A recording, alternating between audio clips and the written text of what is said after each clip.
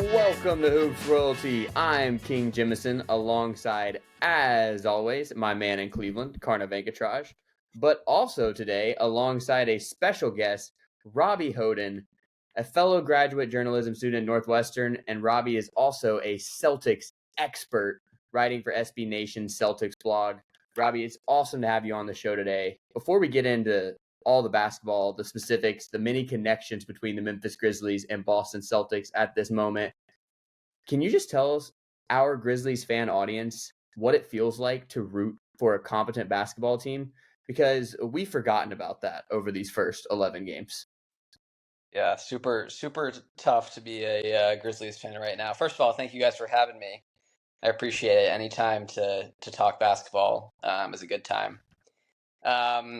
Yeah, I mean it's been an amazing Celtics season. Obviously, completely different roster than we've had in the past, and it's translated into very different play on both ends. So aside from us just winning games, which is always fun, it's been super interesting to see such a different style of play, and to see Missoula get more comfortable and really start to implement what he wants to do. Yeah, he seems like a different coach this season, and the Grizzlies have some role to play in creating that different roster too. So we'll get into that later in the show. But Karna, for our obligatory non-basketball question, are you scared of Texas's trip to Iowa State this weekend? Is this going to be the game where the Longhorns fall out of playoff contention?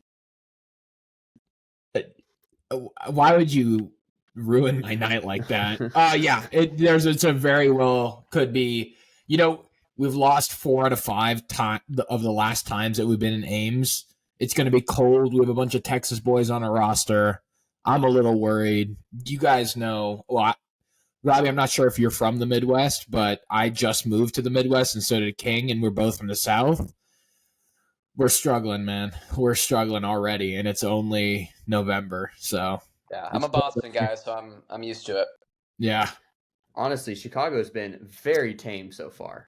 This November weather just has wait, been man. incredible. I live downtown Cleveland. The wind tunnels will get you, man. Those wind tunnels that those buildings create, they get me every single time walking home from work.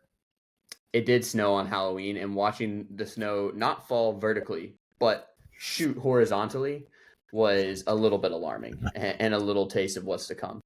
But today's episode is not going to be structured like our normal episodes with royal decrees and news of the realm and royal court, but we're just going to get into 3 big questions connecting the Celtics and the Grizzlies and then branch off from there. The reason why we're doing this episode now is that the Celtics and the Grizz will play on Sunday, the next home game for the Grizzlies, though they do play against the Spurs before that. And as we said, after the trade between these two teams, they are inextricably linked this season, and their seasons are going in very different directions. So I guess that's a good place to start. Let's recap the season so far for both teams. Karna, our audience knows pretty well how the Grizzlies season is going, so let's talk about the Celtics. Robbie, I'll let you go first. What have been the big storylines for the Celtics so far this season?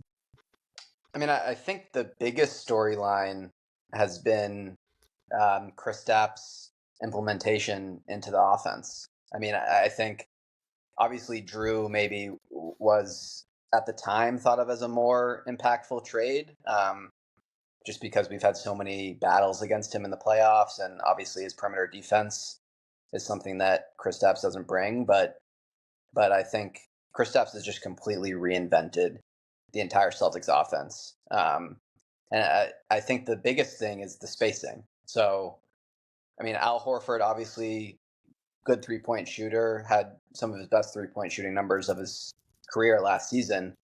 But he's got, as you guys know, that slow kind of set shot from 3.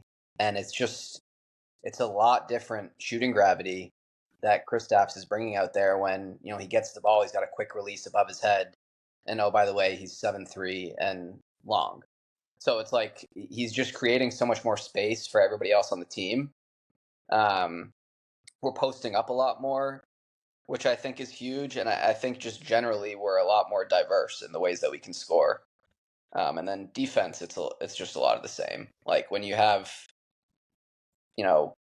Derek White, Drew Holiday in your backcourt, last year was Derek White, Marcus Smart, obviously, and then Jason Tatum, Jaylen Brown. Like, we just have stud defenders everywhere. And so we can both leave people on an island and like let them defend one-on-one, but then we now have a rim protector in Kristaps who we haven't necessarily had in the past either. And I know people talk about Rob as a rim protector, but I don't really view him in the same way as Kristaps, just because first of all, people don't realize he's like 6'8".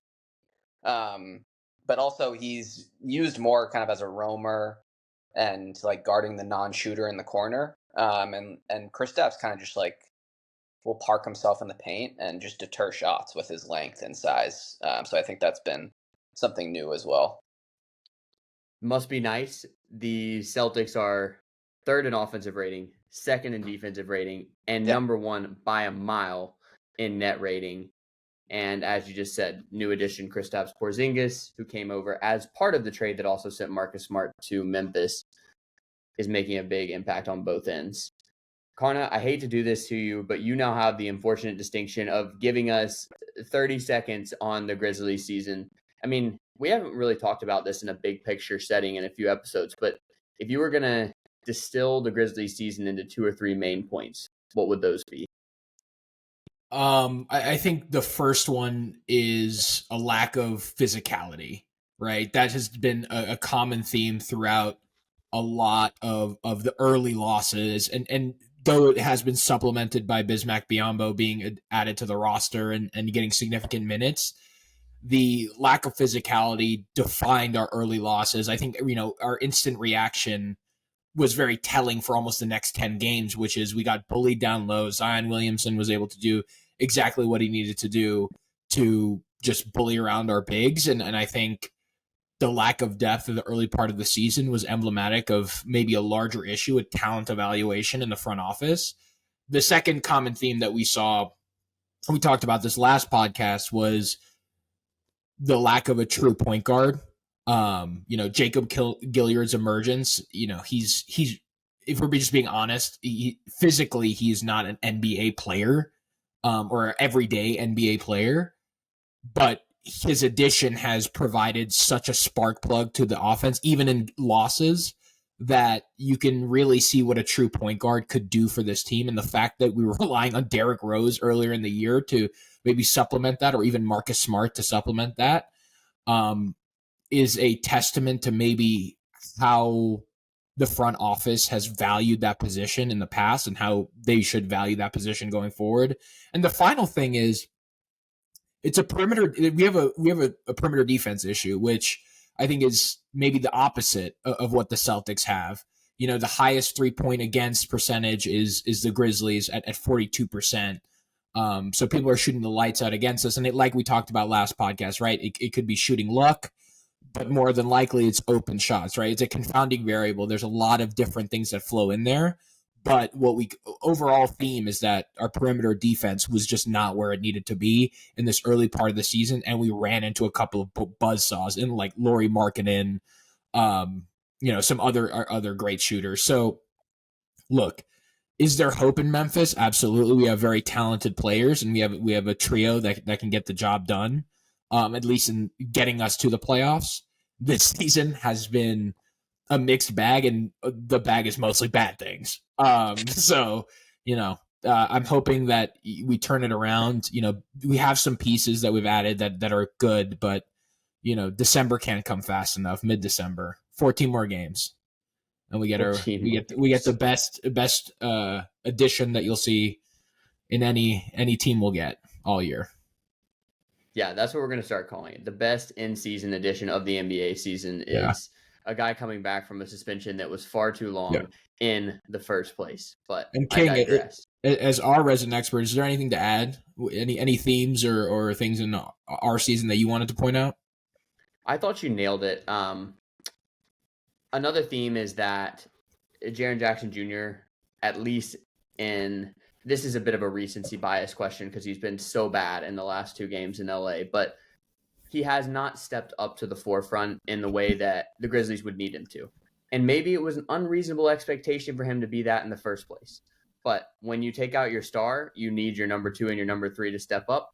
Desmond Bane very much has done that, averaging by far career high in points, showing creation abilities we didn't know he had.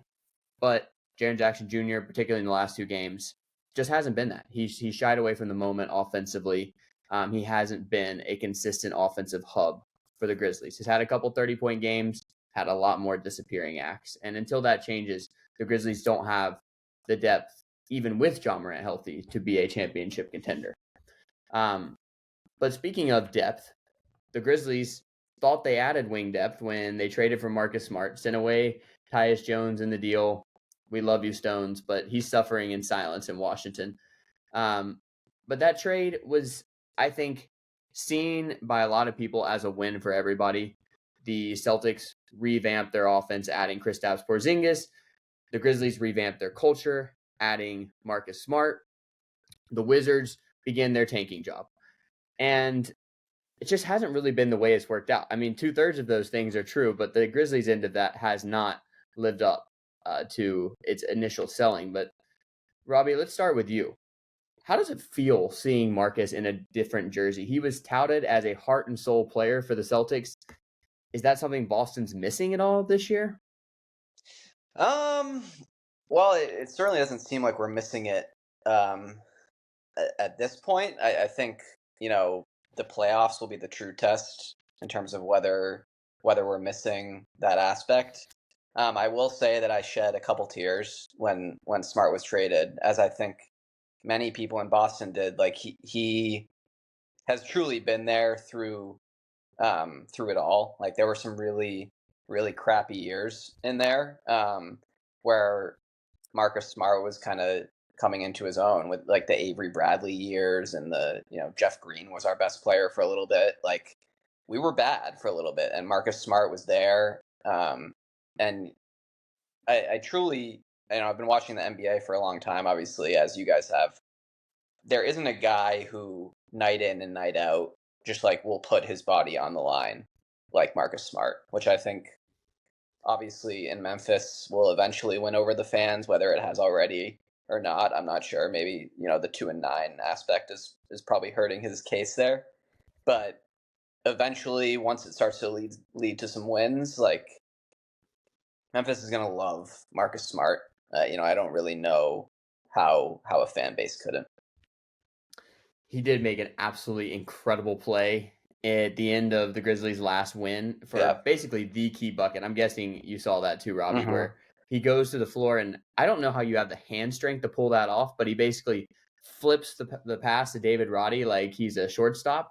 And of course, to get there, he had to dive on the floor after a loose ball. Yeah. And honestly, I've been pleasantly surprised with Marcus Smart's offensive efficiency as a scorer. He's actually averaging a career high in field goal percentage.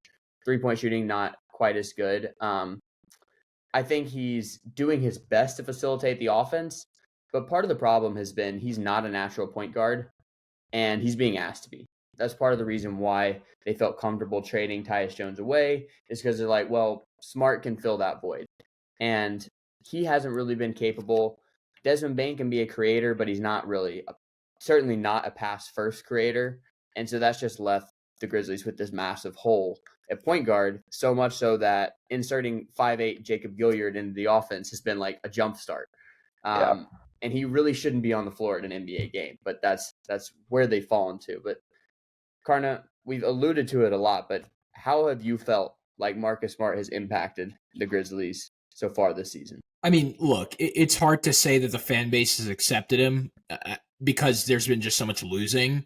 It's hard to accept maybe any player while, a team is down so bad.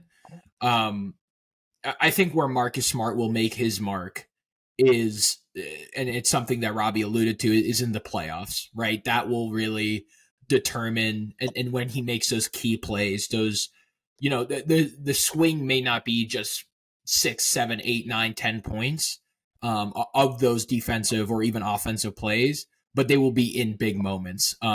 And I think Marcus Smart can provide that to the Grizzlies. And look, I know it's thrown around a lot and it's a cliche and I think it's undervalued in locker rooms, but he does provide like a pedigree that the Grizzlies don't really have in playing in deep playoff runs and having the emotional control sometimes to really provide, value in those runs.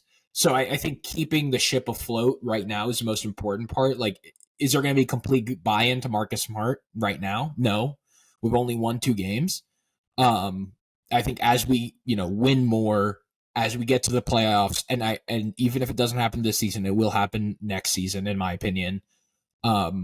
Marcus Smart will be an important addition, and he will be loved in Memphis. He fits into Memphis too well. Like, you know that we both lived there for 2 years, and I think we know the city well. He just fits in there, right? And a lot of the similar things that endeared him to Boston will endear him to the Grizzlies as well. Grizzlies fan base. One thing I love, Robbie, the Avery Bradley pull. Yeah, Texas boy. Loved watching him in college. Avery Bradley's awesome. Just a quick plug for Avery Bradley. One of the best on-ball defenders. It's incredible. Unbelievable. He would just shut down. Sorry, this is such a random conversation, but he would just shut down any guard that played in and around the Big 12 in 2009. He was a monster. He's a beast. Yep. But yeah, I mean, Marcus Smart, great player. It's going to take time. Wait till the Grizzlies get well, and then you get your full adoption of Marcus Smart as Memphis's favorite son, or second favorite son, maybe. I can't wait to see him play along. Sorry, Karna, not to cut you off. I can't wait to see Marcus Smart play alongside Ja Morant, because when you put him in that proper role, he's going to just be able to provide his chaos on the defensive end. He's going to be a secondary creator on offense, a much more natural role. He should get a lot of open looks. And Robbie, you may disagree with this, but I don't think he's ever played with a playmaker like Ja Morant, because the best 2 players on his Celtics team are wings. They're not necessarily pass first guys. For Ja Morant's reputation as a scorer, I think we know that he's actually a best as a distributor. So it's going to be interesting to see how Marcus Smart hopefully thrives when playing alongside a true point guard. I think too the passing and kind of point guard aspect of it all with Smart, like a lot of those things with him grew a lot in his Celtics tenure, and part of it is just individually like getting better and understanding the game more and the game slowing down. But I think also with Smart specifically, it's like a big chemistry thing. Like he would get like 2 to 3 open backdoor cuts for Jaylen Brown a game, just because they like knew that anytime Jaylen Brown was in the corner and he dribbled at him, he'd be going backdoor. And then with Tatum, he would always find him in like the short roll with just these little tricks and kind of, chemistry type connections that he had with these guys. And I think that'll take time. But obviously it can be frustrating. He's a very boom or bust kind of passer offensively. Like he'll throw some crazy ones and then he'll throw it 5 rows into the stands. Yeah, and I think Marcus Smart is one of those players that it like the boom or bust. When it looks bad, when it's bad, it looks really, really bad, and when it's good, he's creating plays that maybe for the casual basketball fan might just be run of the mill. Someone cuts, you make a pass, but at the NBA level, that takes so much chemistry and so much time, because everyone's fast, everyone's athletic, everyone, can throw someone's shot like 3, well, maybe not Jacob Gilyard, but like there are plenty of people that can, make good defensive plays. So that takes time.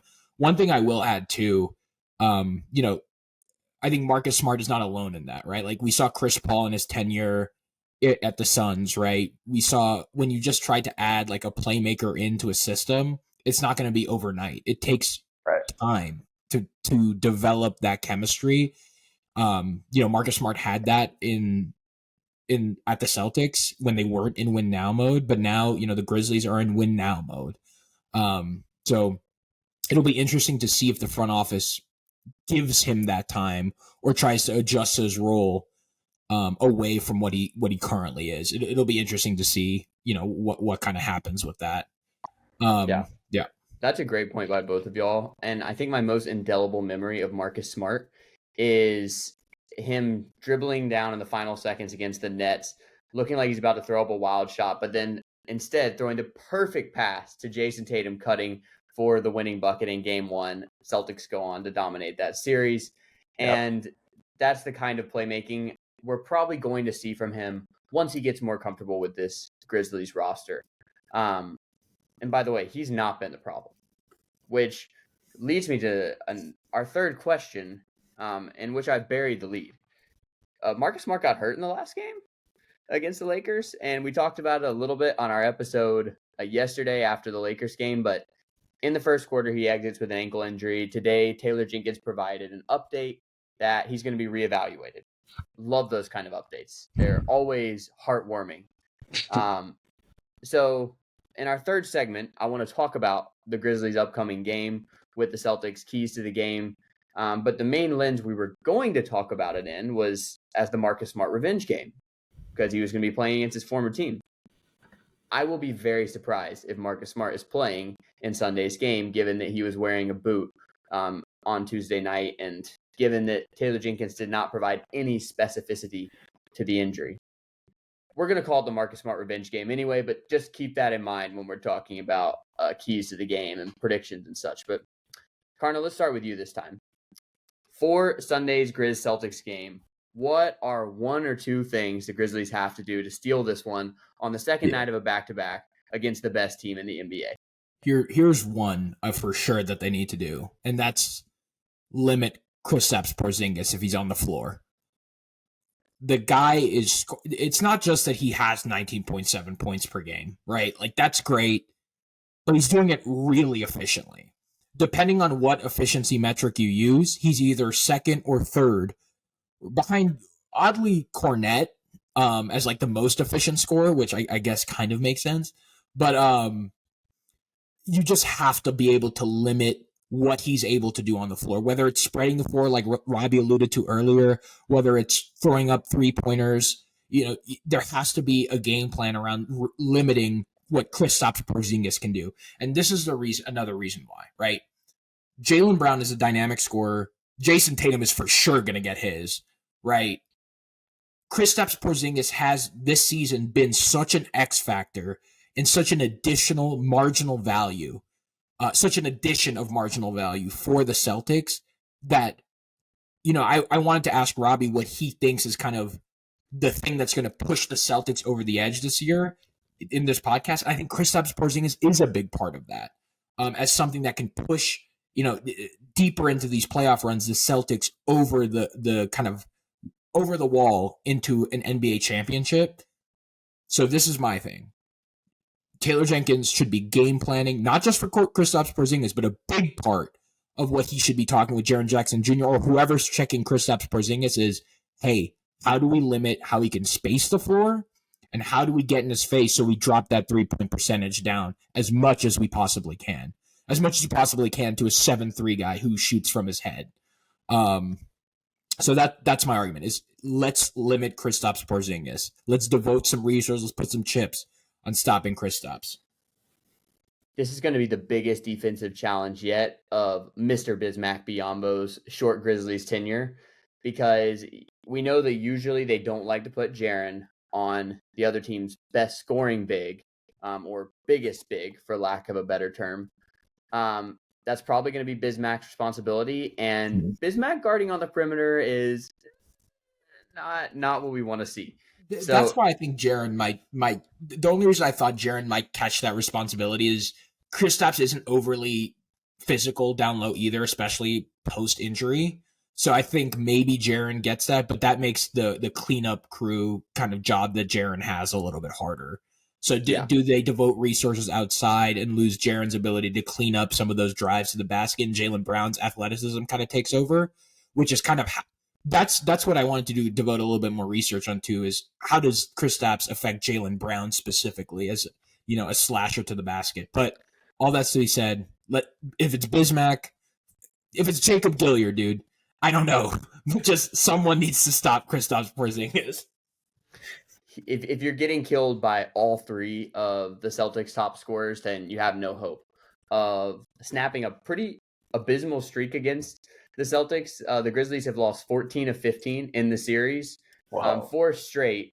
have not beaten the Celtics in the last 2 years, and that's saying something since the Grizzlies won 50 games in each of those 2 seasons. And before that, they got 1 win in 2021, and that snapped a 10-game losing streak to the Celtics. So this game, even when the Grizzlies are good, hasn't gone their way. But Robbie, what are the keys for the Celtics to keeping that streak alive? I mean, this is not necessarily one of the games that you are probably scared of, but when you just look at the Grizzlies and how you match up, what do you think the Celtics need to do to ensure they don't get trapped?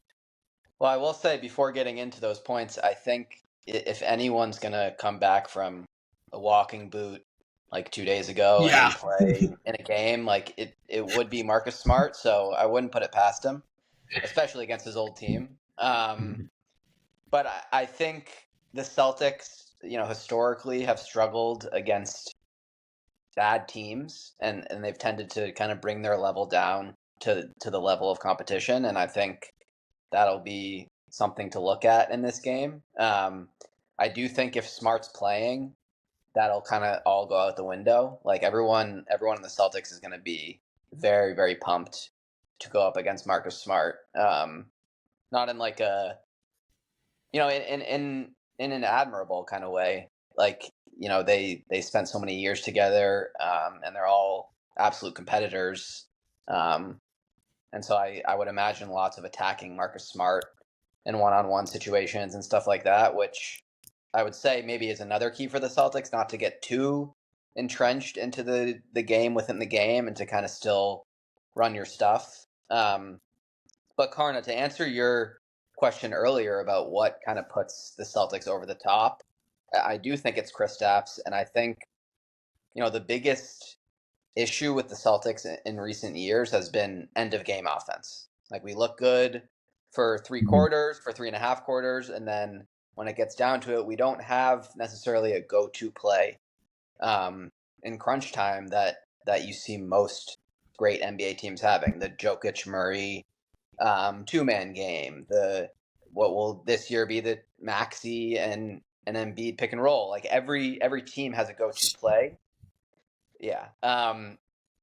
But with Jaylen Brown and Jason Tatum as your 2 best players, like a screen and roll with the 2 of them, first of all, neither of them is an excellent screener. And second of all, teams are just going to switch that because they're both big athletic wings with similar skill sets.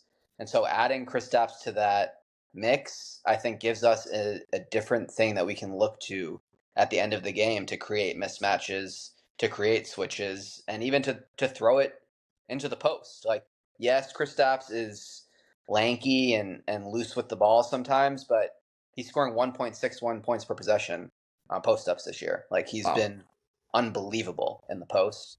And last year, he was one of the most efficient post players on a Wizards team that had terrible spacing. So, like, I think he just diversifies the offense in a way that will be super helpful for crunch time, which I think is the biggest thing to push us over the top. The Grizzlies hope that they can get this game into crunch time so that the Celtics could try out that new offense. One thing that leads me to think it won't ever be that close is the Celtics are the second best 3-point shooting team in terms of 3-pointers made per game in the NBA. They've been near the top of that rank for years now. I think the strategy has always been, let's jack up a lot of threes, and they're just doing it with better and better shooters. Yep. Meanwhile, as Karna talked about, the Grizzlies are dead last in opponent 3-point defense, which we look at as kind of a luck stat that if 3-pointers are to make or miss league, you're not necessarily doing anything to stop them or not stop them. But what the Grizzlies are doing is so historically bad that they are clearly not defending the 3-point line well. We talked about some of the reasons why they are so determined to pack the paint that they're sagging off really good shooters. If you sag off shooters against Boston, you're going to get destroyed. And that's kind of how last season's second game between the teams went. I believe it was Super Bowl Sunday. Grizzlies fell way behind because the Celtics made a ton of threes. Grizzlies fight back on a very brief cold streak, but then basically as soon as it was a close game, Boston takes off again because they are dominating that 3-point scoring battle. That's going to be probably the death knell for the Grizzlies. I think if they have any hope of winning this game, we're going to have to see the best perimeter defense of the season by far. But speaking of winning the game, would either or both of y'all like to offer a little prediction for Sunday's Celtics-Grizz battle in Memphis? I predict not surprisingly, a big Celtics win. I think the whole idea of us playing worse against bad teams has been shown to be slightly improved upon this year. I think Drew Holiday helps that. I think just like years and years of us losing to bad teams and having, some disappointing ends to the season has made Tatum and Brown just like more aggressive and intense game to game because they realize how important that is. But yeah, I think it should be hopefully an easy win. Hopefully for me. Yeah. It will be sad for the Grizzlies, but not unexpectedly sad. And just taking a glance at the Celtics schedule so far, I think y'all have only played one bad team, the Wizards, or very, very early on in the season. That was a comfortable win. But other than that, it's been playoff or near playoff teams, and Celtics are just mashing everybody anyway, including a big win against Philly on the road last night. Karna, are you going to take Robbie to task and say the Celtics pull the upset, or is this one going to go the way of the rest of the Grizzlies season thus far? Look, I don't know what you want me to say here. You want me to lie or no? Look, this is what I'll say. I think it's going to be an intense, competitive game. I think the Celtics right now clearly outmatch the Grizzlies on talent and really in almost every phase of the game. That being said, if the Grizzlies can cover whatever the spread is, you take that as a win. That's my winning condition. Is like if they cover the spread, I would be happy with that performance. One thing I will say is that this season, outside of the Lakers game, the Grizzlies have played up to competition, and the Nuggets game is a good example of that. If the guys come out with intensity, Marcus Smart gets these guys right, I think covering the spread is a distinct possibility. I want the Grizzlies to win. I'll leave it at that. Cover the spread. I want the Grizzlies to win. I'm not going to we're going to get blown out. My prediction is Grizzlies better win in San Antonio the night prior, which that was a much easier proposition last season. But the Spurs are one of only two teams with a worse net rating than the Grizzlies so far this season. They've been on a big-time losing streak. I think this is a big moment for Jaren Jackson Jr. This should be a game where he is by far the more physical post in the matchup with Victor Wembanyama. At the same time, Wembanyama may swallow him alive. So we'll see. But I do think that is a game the Grizzlies must win because Sundays is not going to be pretty. This is going to be it's a game for the Celtics in which if it weren't the Grizzlies and they were just facing a 2-9, hopefully at that point 3-9 basketball team, maybe they take it lightly. But because they're going up against Marcus Smart's team, whether he plays or not, they're going to be locked in. One of the things that Grizzlies have run into so far this season is they're a bad team, but teams don't treat them that way. That for the most part, they're not getting slept on because they've been good and they also talked a lot while they were good.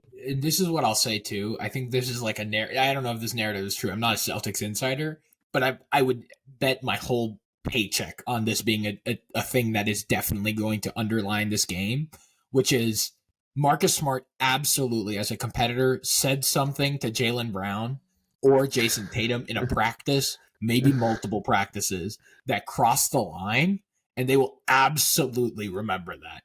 Because there's things that King has said to me in pickup basketball that I still don't forget. I can't imagine being Jason Tatum and Jaylen Brown. So, look, it's going to be a competitive game. I think it will be competitive. I think it will be emotional. I hope the Grizzlies come out on the better end of that, cover the spread, and are able to move on with the rest of the season. But that's a dynamic offense, and we do not have a dynamic defense right now. It's going to be a measuring stick game. Yeah. You're going to see how far away from the NBA's elite you are.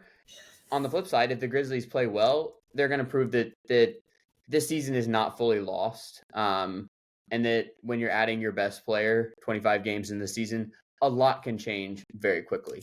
But guys, any last thoughts from y'all? I think a Celtics championship could be coming this season. I don't want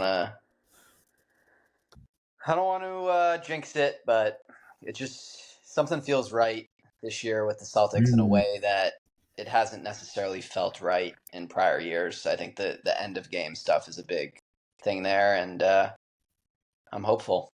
I think the Eastern Conference might be in hand. I'm not sure about and then the championship is. I think once you get there, it's a crapshoot, right? Like Yeah. bounce of the ball one way or another, just like in any sport. It's all about just getting there first. I wish the Grizzlies would just get there first, but unfortunately, we are not. We are not in those times yet.